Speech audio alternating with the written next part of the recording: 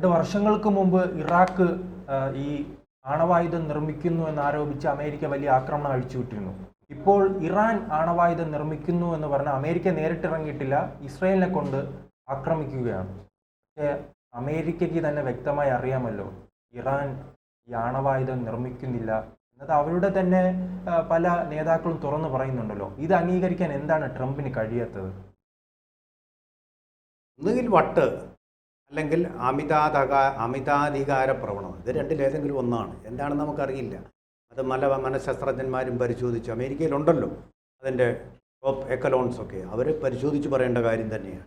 എന്തായാലും വെളിവില്ലാതെ പെരുമാറുന്നത്, ലോകം മുഴുവൻ നശിപ്പിക്കാനായിട്ടുണ്ടായ അന്ത്യക്രിസ്തുവിനെ പോലെ ആയിട്ട് പെരുമാറുന്നതെന്നുള്ളത് സംശയമൊന്നുമില്ല.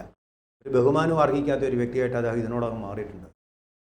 ഇതിപ്പോൾ നമ്മൾ പണ്ട് ചരിത്രത്തിൻ്റെ താളുകളിൽ നോക്കിയ ബ്രിട്ടീഷ് ഭരണാധികാരിയായിരുന്ന Oliver Cromwell, I am the rule and I am the ruler, നിയമം ഞാനാണ് ഭരണാധികാരിയും എന്ന് പറഞ്ഞതുപോലെ, ഐ ആം ദി ഗോഡെന്ന് വരെ പറഞ്ഞ ഭരണാധികാരികളുണ്ട്. ഒരു മെഗലോ മേനിയാക്സ് എന്ന് പറഞ്ഞു, മന്ദബുദ്ധിയായിട്ട് അമിതാധികാരം തലയ്ക്ക് പിടിച്ചു. അതുപോലെ ഒരെണ്ണമാണോ ഇതെന്ന് ഈ ലോകത്തിന്, ഈ അമേരിക്ക തിരഞ്ഞെടുത്ത ഈ വ്യക്തി എന്ന് സംശയം തോന്നിപ്പോകുന്നു. പണ്ട് ജോ ബൈഡൻ ജയിച്ചപ്പോൾ അധികാരത്തിനോടുള്ള താല്പര്യമായിരിക്കും, അതുകൊണ്ടാണ് ഇദ്ദേഹം 4 വർഷം അധികാരത്തിൽ ഇരുന്നതിന് ശേഷം മാറിക്കൊടുക്കാൻ തയ്യാറായില്ല. ക്യാപിറ്റോളിലേക്ക് അമേരിക്കയിൽ ഒരിക്കലും ഉണ്ടാകാത്തതുപോലുള്ള അക്രമാസക്തമായിട്ടുള്ള ഒരു പ്രകടനം നടത്തി 4 പേര് മരിക്കുകയും ചെയ്തു. അതുപോലെ ഒരു ഭീകരവാദിയാണ് അദ്ദേഹം, ജനാധിപത്യ വിരുദ്ധനാണ് അടിസ്ഥാനപരമായിട്ട്. അപ്പോൾ ഇദ്ദേഹം വരുമ്പോൾ ആദ്യ ട്രംപ് ഭരണത്തിൽ ഈ കുഴപ്പമില്ലായിരുന്നു കേട്ടോ. തലയ്ക്ക് പിടിച്ചു അധികാരം. അങ്ങനെയാണ് മെഗലോമേനിയാക്സ്, അധികാരം തലയ്ക്ക് പിടിക്കും. അങ്ങനെ അധികാരം തലയ്ക്ക് പിടിച്ച ഒരു വ്യക്തി മെഗലോമേനിയ ആണ് ഇദ്ദേഹമെന്ന് എനിക്ക് തോന്നുന്നുണ്ട്. അതാണ് അദ്ദേഹം തന്നെ നിയമിച്ച ആളാണ് തുൾസി ഗബാർഡ് എന്ന് പറയുന്ന ആൾ, ഇൻ്റലിജൻസിൻ്റെ മേധാവി. മൊസാദ് പോലെ ശക്തമായിട്ടുള്ളൊരു സംഘടനയാണ് നാഷണൽ ഇൻ്റലിജൻസ് എന്ന് പറയുന്ന അമേരിക്കയുടെ ഏജൻസി. അവരാണിതെല്ലാം പരിശോധിക്കുന്നത്, ഏത് രാജ്യത്തിന് ഏതൊക്കെ ആയുധമുണ്ട്, ഏതെൻ്റെ അടുത്തവൻ്റെ അപ്പുറത്തെ അടുക്കളയിൽ എന്തൊക്കെയാണ് കുക്ക് ചെയ്യുന്നത്, അതിൻ്റെ മണം പിടിച്ചുമൊക്കെ പരിശോധിക്കുന്ന ജോലിയാണ് അവർക്കുള്ളത്. അതാണ് അവരുടെ ചാരപ്രവർത്തനം. അങ്ങനെ ചാരപ്രവർത്തനം നടത്തി കണ്ടുപിടിക്കുന്ന ആൾ അവിടെ മഷിയിട്ട് നോക്കിയിട്ടും കണ്ടുപിടിക്കാൻ പറ്റിയിട്ടില്ല ഒരു ആണവ ബോംബ്. അതിനുള്ള കരുത്ത് അവർ ആർജിച്ചിട്ടില്ല എന്നവർ സത്യസന്ധമായിട്ട് പറഞ്ഞു. അവർക്ക് കിട്ടിയത് ശാസ്ത്രീയമായ തെളിവുകളുടെ, യുക്തിഭദ്രമായിട്ടുള്ള തെളിവുകളുടെ അടിസ്ഥാനത്തിൽ അവർ പറഞ്ഞു. ഈ മനുഷ്യൻ, ഈ ട്രംപ് എന്ന് പറയുന്ന വ്യക്തി മുൻവിധിയോടുകൂടി പറഞ്ഞത് അല്ല ഇറാനുണ്ട് എന്ന് തന്നെ അങ്ങ് പറയും. നമ്മുടെ രാഹുൽ ഗാന്ധി ചിലപ്പോൾ വാദിക്കുന്നത് ഈ സത്യം പറഞ്ഞു കഴിഞ്ഞപ്പോൾ ഞാനത് അംഗീകരിക്കുന്നില്ല. അങ്ങനെയായിരുന്നല്ലോ രാഹുൽ ഗാന്ധി. സർജിക്കൽ സ്ട്രൈക്ക് പാകിസ്ഥാനിലേക്ക് നടത്തിയപ്പോൾ ഞാനത് അംഗീകരിക്കുന്നില്ല, എനിക്ക് തെളിവ് വേണം.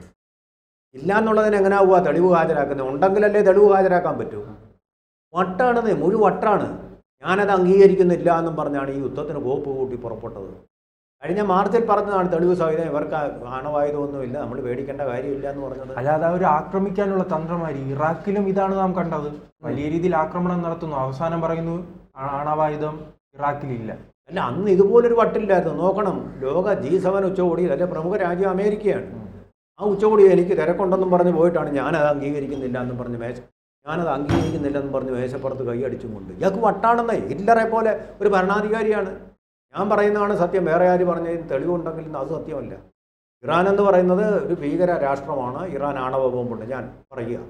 പാകിസ്ഥാൻ ഒരു കുഴപ്പമില്ല, പാവം കുട്ടിയാണ്, കഷ്ടം, പച്ചവെള്ളം ചവച്ചരച്ചേ കുടിക്കൂ എന്നും പറഞ്ഞിരിക്കുക. അതാണ് ആസിഫ് മുനീറിന് നണ്ണാൻ വെച്ച് കൊടുക്കുന്നത്. വെച്ച് കൊടുത്തുകൊണ്ടിരിക്കട്ടെ, കിട്ടിക്കോളും, അത് എപ്പോഴെങ്കിലും കിട്ടിക്കോളും. പണ്ട് താലിബാൻ, അതെന്തായിരിക്കും പാകിസ്ഥാനോട് അമേരിക്കയ്ക്ക് ഇത്ര പ്രണയം?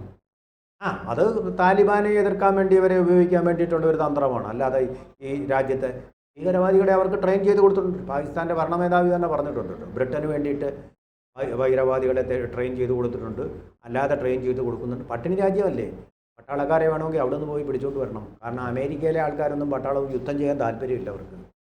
വിയറ്റ്നാം യുദ്ധത്തോടു കൂടി തന്നെ ഒരു വിരക്തി വന്നു, ചെയ്യാൻ ആളില്ല. റഷ്യയിലും അങ്ങനെയുണ്ട്. റഷ്യയിലാണെങ്കിൽ ഉത്തര കൊറിയയിൽ നിന്ന് വരുന്ന സൈനികരെ കൊണ്ടാണ് ഒരു യുദ്ധം ചെയ്യുന്നത്. ഇന്ത്യയിൽ നിന്ന് റിക്രൂട്ട് ചെയ്യുന്നുണ്ട്. ഇന്ത്യക്കാരൻ ഒരാൾ മരിച്ചല്ലോ, പലരും തിരിച്ചു പോകുന്നല്ലോ. അപ്പം അവിടെ രാജ്യത്തെ ആൾക്കാർക്ക് യുദ്ധം ചെയ്യേണ്ട ആവശ്യമില്ല, അവരതിനോടൊക്കെ വിരക്തിയായി കഴിഞ്ഞു.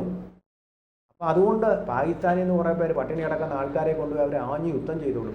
അത് നല്ല ചാപ്പാട് കിട്ടും, അവിടെ ബിരിയാണിയുണ്ട്, കോഴിയിറച്ചിയുണ്ട്, പിന്നെ കാളയിറച്ചി, പശു ഇറച്ചി എല്ലാം ഉണ്ട്, നമുക്ക് തട്ടി കൂട്ടാം എന്നും പറഞ്ഞ് അവൻ നല്ല കരുത്തോടു കൂടി യുദ്ധം ചെയ്യും, നല്ല ശക്തിയായിട്ട്, നല്ല എനർജറ്റിക്കായിട്ട് യുദ്ധം ചെയ്യും. അങ്ങനെ വല്ല പ്ലാനും ആയിരിക്കും ഇയാൾക്ക്. തന്നെയല്ല എനിക്ക് തോന്നുന്നത്. പാകിസ്ഥാനും നിങ്ങൾക്ക് നിങ്ങൾ ന്യൂക്ലിയർ ബോംബ് കാണാൻ പറഞ്ഞു എന്താണ്ട് തല്ലിക്കൂട്ടി എന്തോ സാധനങ്ങൾ തല്ലിപ്പൊളി ആക്രി സാധനങ്ങളെല്ലാം കൂടെ കൊടുത്തു വിട്ട് ന്യൂക്ലിയർ വേസ്റ്റ് ആയിരിക്കും. അമേരിക്കയാണത് കൊടുത്തിരിക്കുന്നത്. അതിനടുത്തേക്ക് ആക്രമണം ചെയ്യുമെന്ന് പറഞ്ഞപ്പോൾ സത്യം പൊളിയുമെന്ന് അറിഞ്ഞപ്പോൾ സത്യം പുറത്തു വരുമെന്ന് അറിഞ്ഞപ്പോൾ പേടി കൊണ്ടാണ് പറഞ്ഞു ഇങ്ങോട്ടൊന്നും പോരുത് എന്ന് ഇന്ത്യയോട് വാൺ ചെയ്ത്. ഞങ്ങൾ പോവും, ഞങ്ങൾ പാകിസ്ഥാനോട് പറ യുദ്ധം വേണ്ട എന്നുള്ളത്. അവർ ഇങ്ങോട്ട് വരാൻ പറ, കീഴടങ്ങാൻ പറ. കീഴടങ്ങലായിരുന്നു പാകിസ്ഥാൻ്റെ. അതാണ് ഞാൻ സീസ് ഫയർ. എവിടെ സീസ് ഫയർ ഒന്നുമില്ല. യുദ്ധം തൽക്കാലം നിർത്തി എന്ന് പറഞ്ഞു. ഓപ്പറേഷൻ സിന്ദൂർ തുടരും. അതാണ് എൻ്റെ ചുരുക്കം. പക്ഷേ തൽക്കാലം അതിനൊരു ഇടവേള, അത് മാത്രമേ ഉള്ളൂ. ഇനി വേറെ അമേരിക്കയിൽ നിന്ന് കഴിച്ച ചാപ്പാടിൻ്റെ കുത്തലും കൊണ്ട് ഇങ്ങോട്ട് വന്നാൽ കാണിച്ചു കൊടുക്കും. ഇതല്ലേ തുളസി ഗബാർഡ് ഇത് പറഞ്ഞത് വളരെ യുക്തിപരമായ ബോധ്യങ്ങളുടെ അടിസ്ഥാനത്തിലാണ്. അറിയാം, ഇൻ്റർനാഷണൽ ആറ്റോമിക് എനർജി ഏജൻസിക്കും അറിയാം അവിടെ എന്തെങ്കിലും ആണവ ബോംബ് വികസിച്ചാൽ അവർക്കറിയാം. ഇപ്പോൾ 83% വികസിപ്പിച്ചിട്ടുള്ളൂ. ഇനി 7% കൂടെ വികസിപ്പിച്ചാലേ ആണവ ബോംബ് ആവൂ. ആണവ ബോംബ് ആയാൽ തന്നെ അത് പ്രവർത്തിക്കാതിരിക്കാനുള്ള കാര്യങ്ങളും ഒക്കെ അന്നേരം ചെയ്താൽ പോരെ. ഇപ്പോഴേ കരുതിക്കൂട്ടി ഒരാക്രമണം ഇതാണ് പരുവമെന്ന് പറയും. മറ്റൊന്നുമല്ല ശ്രീജിത്ത്. ഇതിൻ്റെ രഹസ്യം ഞാൻ പറയും. ഇവിടെ അമേരിക്കയുടെ മനഃശാസ്ത്രം, അതായത് ഇപ്പോൾ സോവിയറ്റ് യൂണിയൻ്റെ നേതാവ് വ്ളാദിമിർ പുടിൻ അങ്ങോട്ട് പോകാനിരിക്കുക. അദ്ദേഹത്തിന് ഉജ്ജ്വലമായ സ്വീകരണം കിട്ടും. അപ്പോൾ ഈ വെസ്റ്റ് ഏഷ്യൻ റീജിയനിലെ വലിയൊരു പ്ലെയറായിട്ട് അയാൾ മാറും. അത് തടയാൻ വേണ്ടി ആ സമയം കൊണ്ട് വെച്ചിട്ട് യുദ്ധത്തിന് ഇത് അവരുടെ ബുദ്ധിയാണ്. ഇതുപോലെ തന്നെയായിരുന്നു 2ാം ലോക മഹായുദ്ധകാലത്ത്. ഒരാവശ്യമില്ലായിരുന്നു ആറ്റമിക് ബോംബ് നാഗസാക്കിയിലും ഹിരോഷിമയിലും കൊണ്ടിട്ടിട്ട് 50,000 ഡിഗ്രി ചൂടിലിട്ട് അവിടുത്തെ പാവപ്പെട്ട ആൾക്കാരെ കൊന്നു കൂട്ടാൻ വേണ്ടിയിട്ട്. നോക്കണം, 50,000 ഡിഗ്രി. നമുക്ക് ഒരു 50 ഡിഗ്രി സെൻറ്റിഗ്രേഡ് പോലും താങ്ങാൻ പറ്റത്തില്ല. അപ്പോഴാണ് അതിൻ്റെ 1000 ഇരട്ടിയിലധികം ചൂടിൽ അവരെ ഇട്ട് കൊന്ന് ഒരു ജനതയെ മുഴുവൻ നശിപ്പിച്ച വംശഹത്യ നടത്തിയത്. എന്തിനു വേണ്ടിയായിരുന്നത്? ഈ മനുഷ്യവംശത്തെ കൂട്ടക്കൊല ചെയ്തത്. സോവിയറ്റ് യൂണിയൻ അവിടെ ജർമ്മനിയെ അടിച്ചമർത്തിക്കൊണ്ടിരിക്കുകയായിരുന്നു. ജർമ്മനിയെ തറ പറ്റിച്ചു, തോൽറ്റുകൊണ്ടിരിക്കുമ്പോൾ സോവിയറ്റ് യൂണിയൻ ആവും ഇതിലെ ജേതാവെന്ന് വരുന്നത് മാറ്റാൻ വേണ്ടിയിട്ട് ചെയ്ത കുൽസിത പ്രവർത്തനമാണ്. അന്ന് സോവിയറ്റ് യൂണിയനെ എതിർത്ത ആ ഫാഷിസ്റ്റുകളാണ്, ആ നാസികളാണ് എന്ന് യുക്രൈൻ്റെ പേരിൽ യുക്രൈനിൽ നിന്നുകൊണ്ട് റഷ്യക്കെതിരെ യുദ്ധം ചെയ്തു. എന്നിട്ട് യുക്രൈൻ്റെ പക്ഷം പിടിച്ചാണ് യൂറോപ്യൻ രാജ്യങ്ങൾ, അന്ന് നാസികളെ എതിർത്ത നാറ്റോ രാജ്യങ്ങൾ ഇപ്പം നിലനിൽക്കുന്നത്. മനസ്സിലായോ? നിലപാടെടുക്കുന്നത് അവരെ ആയുധങ്ങളുടെ ശക്തിയാളും അർത്ഥവും കൊടുത്ത് സഹായിച്ചു കൊണ്ടിരിക്കുന്നു. സെലൻസ്കിയുടെ ശക്തി തന്നെ അത്തരം നവനാസ്തികളാണല്ലോ. എന്തോ അതെ, സെലൻസ്കിയുടെ അവർക്ക് പിന്നിൽ മുഴുവൻ നാസികളാണ്, നാസി ഭക്തരാണ്, ഹിറ്റ്ലർ ഭക്തരാണ് അണിനിരക്കുന്നത്. ലോകം മനസ്സിലാക്കുന്നില്ല, മാധ്യമങ്ങൾ പോലും മനസ്സിലാക്കുന്നില്ല അതിൻ്റെ പിന്നിലെ കളികൾ. അതുപോലൊരു കളിയാണ് കളിച്ച പുത്തിനെ ഒന്ന് ഒതുക്കാൻ വേണ്ടിയിട്ട് ചെയ്ത തന്ത്രപൂർവമായിട്ടുള്ള ഒരു യുദ്ധം. അതുകൊണ്ട് ആർക്ക് പോയി നമ്മൾ പെട്രോൾ വാങ്ങിക്കുന്നതിൻ്റെ വില ഇപ്പോൾ കൂടും. ഇറാനാണ് 3ാം സ്ഥാനത്ത്, നമ്മുടെ സൗദി അറേബ്യയാണ് 1ാം സ്ഥാനത്ത്, റഷ്യ 2ാം സ്ഥാനം, 3ാം സ്ഥാനമുള്ളത് ഇറാൻ. നമുക്ക് അതുപോലെ ചാബഹാർ തുറമുഖം എന്ന് പറഞ്ഞൊരു തുറമുഖം, അത് മധ്യേഷ്യയിലേക്കുള്ള നമ്മുടെ ഇടനാഴിയായിരുന്നു, കോറിഡോറായിരുന്നു. നല്ല സൗകര്യമാണ്. പാകിസ്ഥാനുമായിട്ട് നമ്മൾ സൗഹൃദമല്ല. അപ്പോൾ നമുക്ക് ഏറ്റവും പ്രിയപ്പെട്ട ഒരു തുറമുഖമാണ് ഈ ചാബഹാർ. വലിയ ലാഭം നമുക്ക്, നമ്മുടെ വളർച്ച 1ാം സ്ഥാനത്തെത്താൻ നമ്മുടെ വളർച്ചയ്ക്ക് ഏറ്റവും വലിയൊരു സഹായമായി. നമ്മൾ 1ാം സ്ഥാനത്ത് എത്താതിരിക്കാൻ കൂടി ചെയ്ത ഒരു ശ്രമമാണോ ഇതെന്ന് എനിക്ക് സംശയം. ഇസ്രയേൽ പലതവണ ആവർത്തിക്കുന്നുണ്ടല്ലോ, ഈ ഇറാഖിലെ നേതാവായ സദാം ഹുസൈൻ്റെ വിധിയായിരിക്കും ഇറാനിലെ പരമോന്നത നേതാവായ എന്നത്. അതാണിപ്പോൾ നടന്നുകൊണ്ടിരിക്കുന്നത്. ഇതുപോലായിരുന്നു ജോർജ് ബുഷ് ഇറാഖിൽ നടത്തിയത്.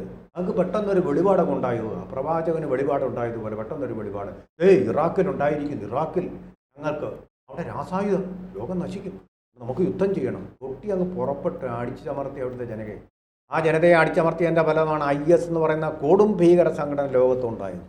അതിൻ്റെ അനിഷ്ട ഫലമാണ്. എന്നിട്ട് അയാളെ പിടിക്കുന്നു, വിചാരണ ചെയ്യുന്നു. തങ്ങൾ ലോക പോലീസാണ്, ലോക കോടതിയാണെന്നൊക്കെ മട്ടിൽ അയാളെ വിചാരണ ചെയ്ത് തൂക്കി കൊല്ലുന്നു. ആ മനുഷ്യനോട് ഉണ്ടായിരുന്നുകൊണ്ടാണ് IS പോലുള്ള സംഘടനകൾ തലപൊക്കാതിരുന്നത്. ആർട്ടിസ്റ്റ് പാർട്ടിയുടെ നേതാവായിട്ട് ആ മനുഷ്യനുണ്ടായതുകൊണ്ട് മാത്രമാണ്. ശക്തനായ ഭരണാധികാരികൾ വേണം ഈ രാജ്യങ്ങളിലൊക്കെ. ശക്തനായ ഭരണാധികാരിയായിരുന്നു. ഇനിയിപ്പോൾ കൊണ്ടുവന്ന് റസാ പഹ്ലവി എന്ന് പറഞ്ഞ ദുർബലനായ ഭരണാധികാരിയെ കൊണ്ടുവരും. ഈ ഭാഗം നശിച്ചു പോകാൻ പിന്നെ ഒന്നും വേണ്ട. ഭീകരവാദം തലപൊക്കും. അല്ല, അമേരിക്കയ്ക്കും അനുഭവിക്കേണ്ടി വരും, നമുക്കും അനുഭവിക്കേണ്ടി വരും. അതാണ് ഇതിൻ്റെ കഷ്ടം. ഇവിടെയുള്ള എല്ലാ രാജ്യങ്ങൾക്കും ഈ പുതിയ പ്ലേയേഴ്സിൻ്റെ ദുഷ്ടഫലങ്ങൾ അനുഭവിക്കേണ്ടതായിട്ട് വന്നുകൂടുന്നു. അപ്പോൾ അതുപോലെ അത് ചെയ്ത ഒരു യുദ്ധക്കുറ്റമാണ് അമേരിക്ക അന്ന് ചെയ്തത്. അതുപോലെ രണ്ടാമത്തെ യുദ്ധക്കുറ്റം ആരും അമേരിക്കയോട് ചോദിക്കാനില്ലല്ലോ. ഐക്യരാഷ്ട്രസഭ അതിൻ്റെ പണം കൊണ്ടാണല്ലോ ജീവിച്ചു പോരുന്നത്. അതുകൊണ്ട് അവർ ചോദിക്കില്ല, ആരും ചോദിക്കില്ല.